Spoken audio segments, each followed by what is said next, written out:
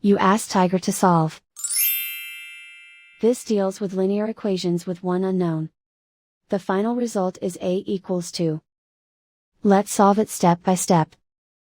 Simplify the expression. Expand the parentheses.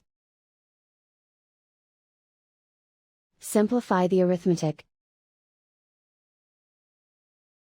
Expand the parentheses. Simplify the arithmetic.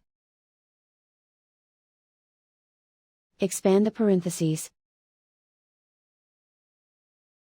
Simplify the arithmetic. Group all a terms on the left side of the equation. Subtract 2a from both sides.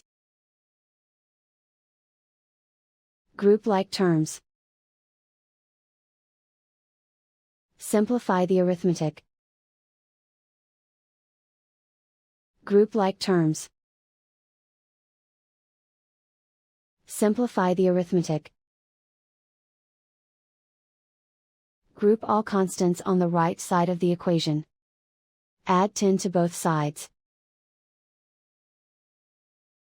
Simplify the arithmetic.